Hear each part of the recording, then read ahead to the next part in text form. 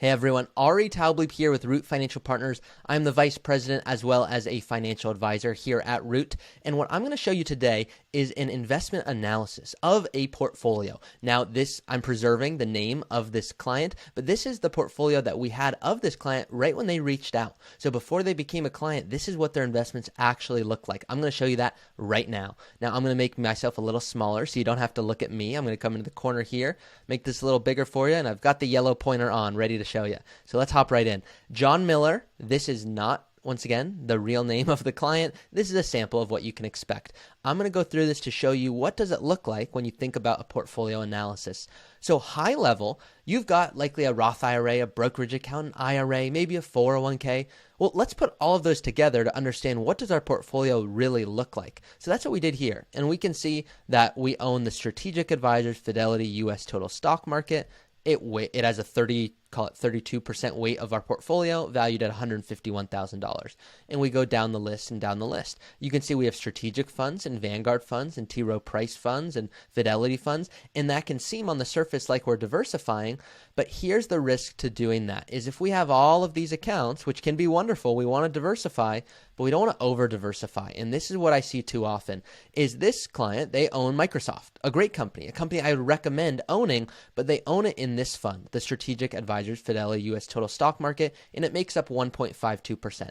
They own the Vanguard Target Retirement 2040 Fund. Once again, Microsoft, great company, but we are paying all of these different mutual funds these fees are not outlined here. This is the weight that it holds in your portfolio. I'll show you the fees in a moment, but we're paying all of these different funds and ETFs to own the one stock. What I would rather see is let's determine what is the right allocation of Microsoft to own, and then let's own one fund that gives us the correct diversification, the correct exposure without paying all of these extra fund companies fees. I would rather you keep more of that money. Same thing here with Apple. Apple, wonderful company.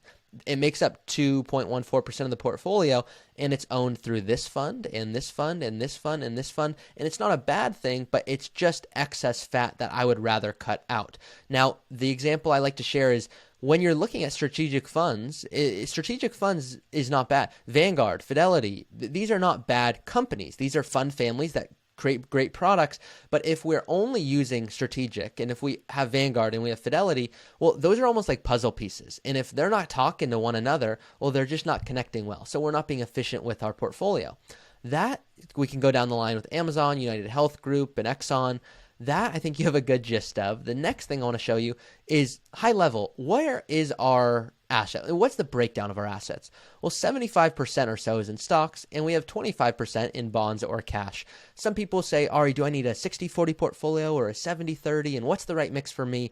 I went through a questionnaire and I filled out I'm a 5 or a 6 between a 1 and 10 of risk tolerance. To me, that's just the complete wrong way of looking at it. That is a cookie cutter approach.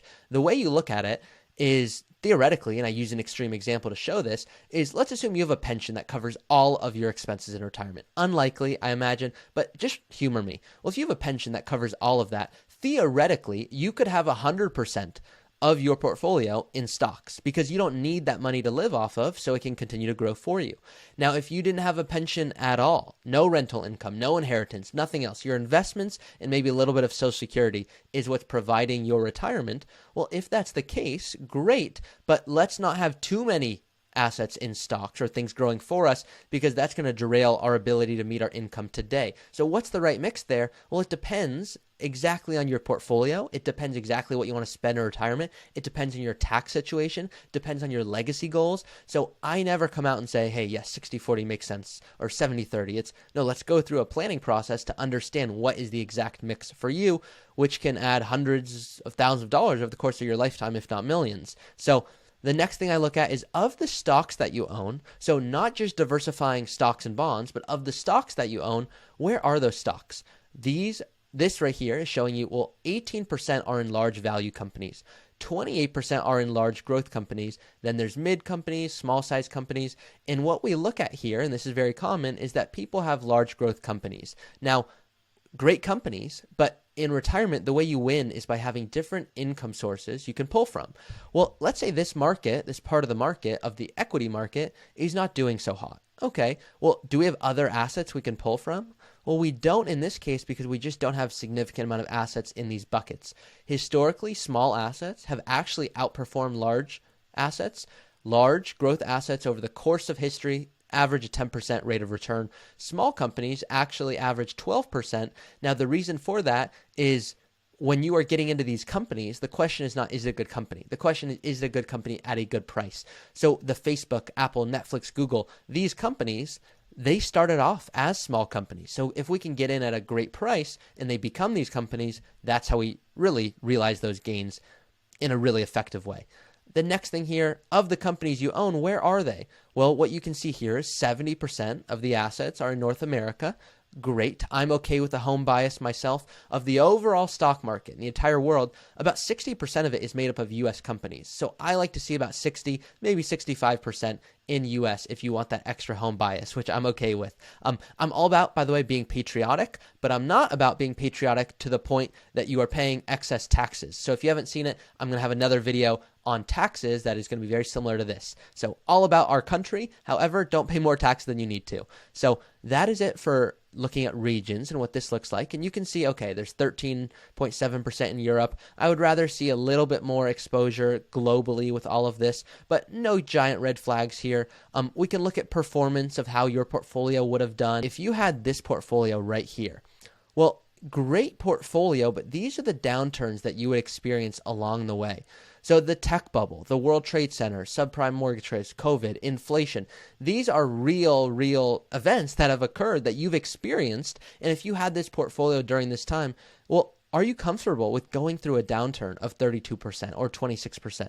You may say, Ari, yes, I understand. I've seen your podcasts or videos, and I have a sense of what that means long-term by riding out these waves. You might also say, hey, Ari, no, actually, the feeling that I would have to sit with that and see my money go from, if I had 500,000 to see that drop 20, 30%, that would not allow me to sleep at night. Well, then we're missing the whole point here, and I actually wouldn't recommend this. So it completely depends on your comfort level as well as what you want to spend in retirement. It really has to be looked at holistically.